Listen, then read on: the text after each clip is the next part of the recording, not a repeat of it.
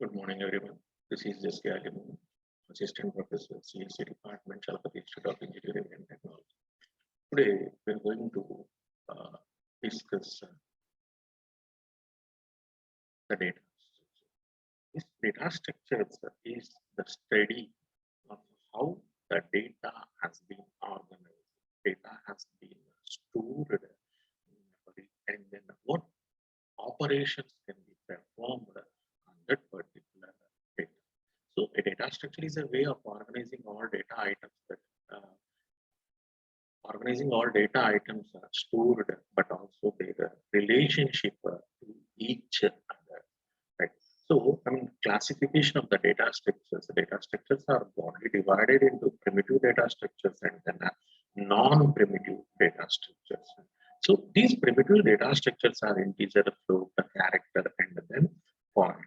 These non-primitive data structures are further subdivided into the linear and non-linear. In the linear data structures are arrays, queues, linked list, stacks.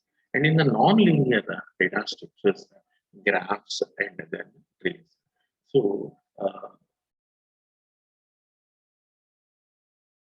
these lists, the stacks, the queues, the trees, the graphs are all examples of the primitive data structures.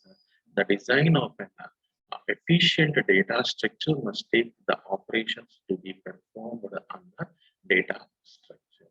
So on any data structure, we can perform the operations, some operations that is creating a data structure, selecting a data structure, searching for an element, sorting, merging, deleting, and then updating the data structures. So coming to the first data structure, arrays. An array is a collection of homogeneous elements.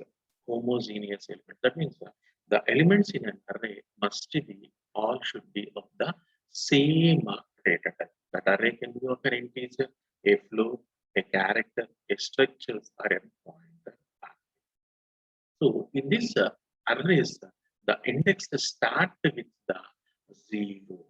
In the programming language, arrays index starts with the 0, and the size, if the size of the array is n, the index value will be n minus 1.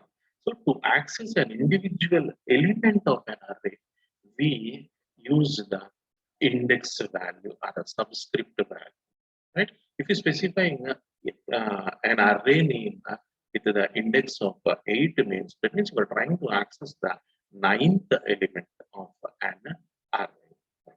So the elements will be stored in the continuous memory locations. So the total number of arrays, the total number of elements that are stored in the array is nothing but the length given by the formula upper bound minus lower bound plus the 1. Right. Coming to the next one, a list. List is a collection of a variable number of data elements. This comes under the non-primitive data structure.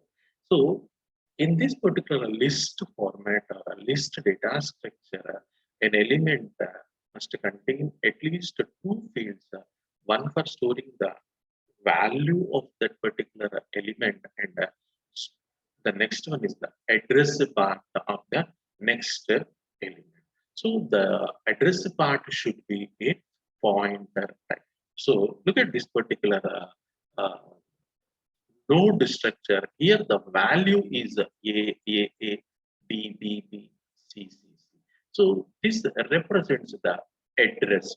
So this node will store, the second part of the node will store the address. Address of whom? The next node element. So after this one, A, we are having the B, B, B. So this pointer will store the address of the B. So the B node will store the address of C. After that, we nulled it because we are having only the 3 elements A, B, B, C. So the head part stores the starting address of the linked list. So there are types of linked list: single linked list, double linked list, single circular linked list, and then a double circular linked list. So Next one is a stack. A stack is a data structure where the elements are inserted or deleted only from one end, that is called as the top. So this particular operations is called as last in and first out, because if you are trying to remove or pop one particular element from the stack, we are able to remove only the top element that has been recently inserted.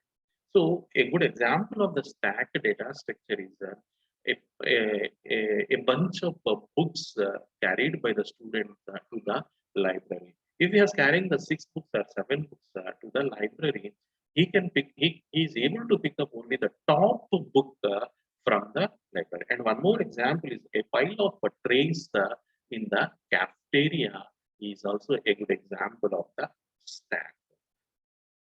So this is the operations of the stack. Push also performed at the top. Pop is also performed at the top only.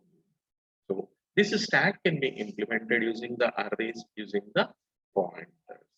Next data structure is the queue.